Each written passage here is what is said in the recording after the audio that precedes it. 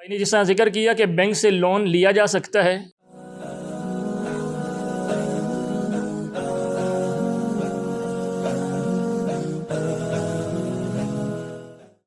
ان الحمد للہ حمدا کثیرا طیبا مبارکا فیہ کما یحب ربنا ویرضى اشہد ان لا الہ الا اللہ وحدہ لا شریک لہ وان محمدا عبدہ ورسولہ صلی اللہ علیہ وآلہ وسلم۔ قال اللہ تعالی وتعاونوا علی البر والتقوی ولا تعاونوا علی الاثم والعدوان۔ نیکی اور تقوی کے کاموں میں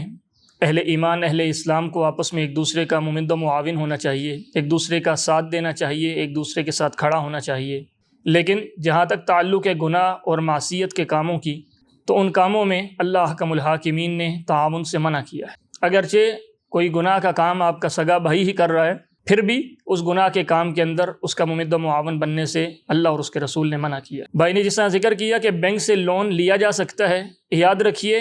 ہر وہ ادارہ یا ہر وہ شخص جو سود پہ کام کرتا ہے، جس کے اندر سودی لین دین ہوتا ہے، جس کے اندر سودی معاملات سر انجام پاتے ہیں، اس ادارے سے کاروبار کرنا، اس ادارے سے کچھ لینا، یہ درست عمل نہیں ہے۔ اور جہاں تک تعلق ہے بینک سے لون لینے کی، نبی کریم صلی اللہ علیہ وسلم کی احادیث سے ہمارے سامنے ربا کی دو صورتیں آتی ہیں، ایک ہے ربا الفضل اور ایک ہے ربا النسیہ۔ ربا النسیہ ہر وہ قرض جو نفع کو کھینچتا ہے، وہ سود ہے۔ آپ نے کسی ادارے سے،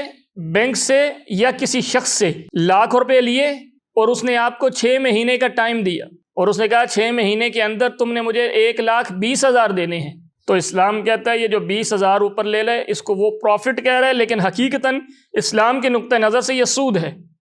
اسلام کے نقطہ نظر سے اگرچہ یہ 6 مہینے کا ٹائم دے رہا ہے، اور یہ جو شخص دے رہا ہے، ادارہ یا کوئی شخص آپ جس سے قرض لے رہے ہیں، وہ اگرچہ یہ کہہ رہا ہے کہ میں 6 مہینے اپنی رقم آپ کو دے رہا ہوں، میری رقم باؤنڈ رہے گی، میں کوئی کاروبار نہیں کر سکتا، یہ تو میرا پروفٹ بنتا ہے۔ لیکن اللہ کے رسول صلی اللہ علیہ وسلم کی احادیث سے جو اصول اور قاعدہ ہمارے سامنے آتا ہے وہ یہ ہے کہ یہ شخص 6 مہینے کے اوپر جو 20,000 پروفٹ لے رہا ہے، یہ سود ہے، یہ سود ہے۔ اور سود ایک ایسا گناہ ہے جس کا ادنا سا درجہ یہ ہے، جس کا کم سے کم تر درجہ یہ ہے کہ انسان اپنے سب سے مقدس، سب سے عظیم اور محترم رشتہ جو کہ ماں کا رشتہ ہے، اس کے ساتھ گناہ کا ارتکاب کرے۔ اور سود وہ گناہ ہے، اللہ کے رسول صلی اللہ علیہ وسلم نے جن 7 گناہوں کو ہلاک کر دینے والے گناہ قرار دیا، آپ علیہ الصلوۃ والسلام نے ٹاپ لسٹ میں اس میں سود کو بھی شامل کیا۔ پھر اللہ کے رسول صلی اللہ علیہ وسلم پہ نازل ہونے والی قرآن، یہ کتاب ہمیں بتاتی ہے کہ قرآن میں اللہ فرماتے ہیں فَأْذَنُوا بِحَرْبٍ مِّنَ اللَّهِ وَرَسُولِهِ، کہ جو شخص سودی لین دین کرتا ہے، جو سود لیتا ہے یا دیتا ہے، سودی کاروبار کرتا ہے، سودی معاملات چلاتا ہے، قرآن کہتا ہے، اللہ حکم الحاکمین فرماتے ہیں پھر وہ اللہ کے ساتھ جنگ کے لیے تیار ہو۔ تو خدا را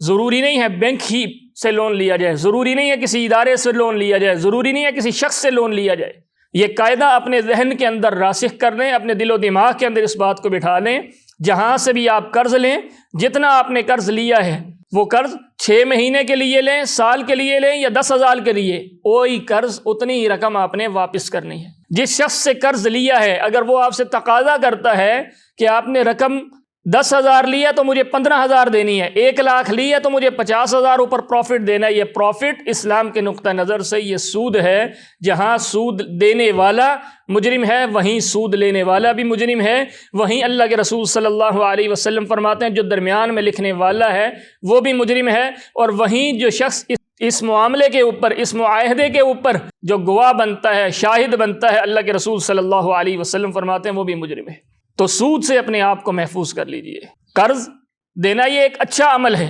ایک مسلمان کو اللہ نے اگر استطاعت دیا تو اس کو چاہیے دوسرے مسلمان کے کام آئے۔ یہ مالی معاونت ہے کہ کبھی آپ کا بھائی، اس کو ضرورت پڑی ہے آپ کی، تو مالی اعتبار سے آپ اس کے ساتھ کھڑے ہوں، اس کو قرض دیں، اور قرض اس کا دنیاوی پروفٹ نہ ہو، وہ قرض کا اجر اللہ کے ہاں ہے، وہ قرض آپ کو اللہ کے ہاں اجر دلوائے گا۔ لیکن دنیاوی اعتبار سے اگر آپ نے پروفٹ لیا تو وہ قرض نہیں ہوگا، وہ سود ہوگا، اور سود اسلام کے اندر حرام ہے، اور گناہوں میں سے ایک بڑے درجے کا جو گناہ ہے وہ سود ہے۔ اللہ حکم الحاکمین ہمیں سود لینے سے بھی بچا لے، سود دینے سے بھی بچا لے، سودی معاملات کے درمیان گواہ اور شاہد بننے سے بھی بچا لے۔ ان اريد الا الاصلاح ما استطعت۔